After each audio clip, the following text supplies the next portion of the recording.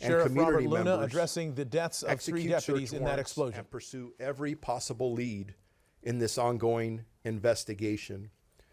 And I'm going to just take a quick pause because my goal in coming up here is to make sure that I update you on the most current information. There's a lot of information that we're still in the middle of gathering. So by no stretch of the imagination is anything I'm going to provide here a conclusion to a lot that has been going on.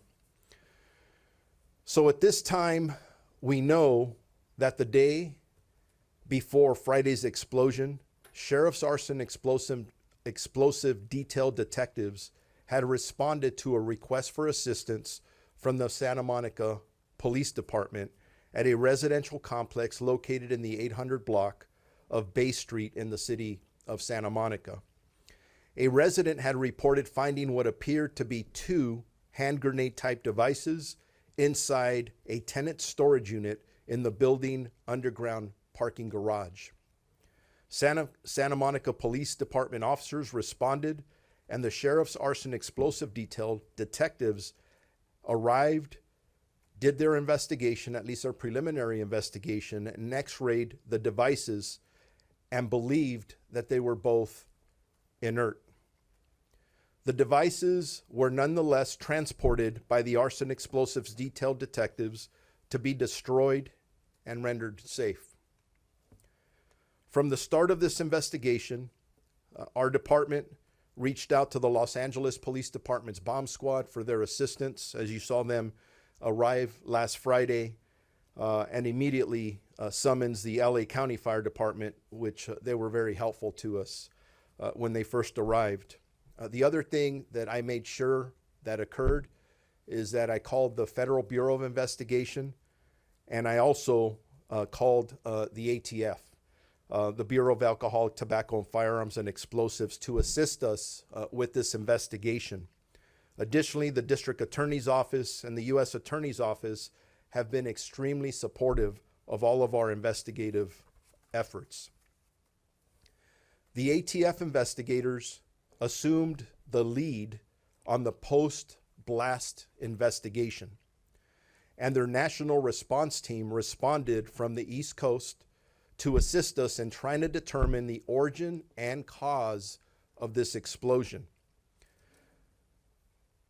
Today, we received an update on the ATF's post-blast explosion investigation, and based on the ATF's expertise and the combination of physical evidence and debris recovered at the scene, they have determined that one of the 2 grenades taken into custody detonated on Friday, and one of the grenades is unaccounted for at this time. Out of an abundance for caution, or of caution, an extensive search of the entire training facility perimeter was conducted.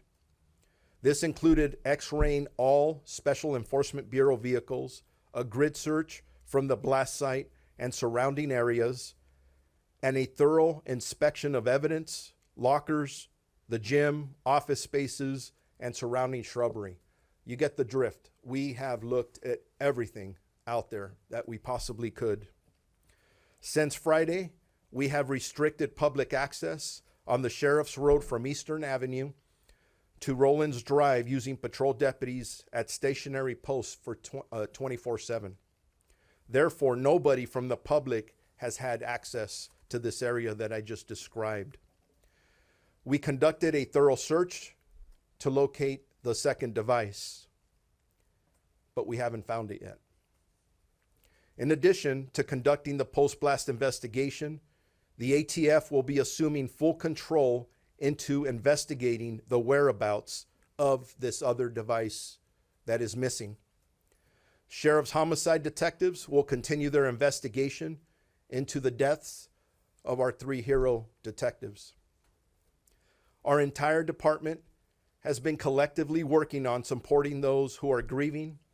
We have assigned a liaison to each of the families and are continuing to support our own personnel at the Special Enforcement Bureau, Homicide Bureau, and those who knew our fallen detectives.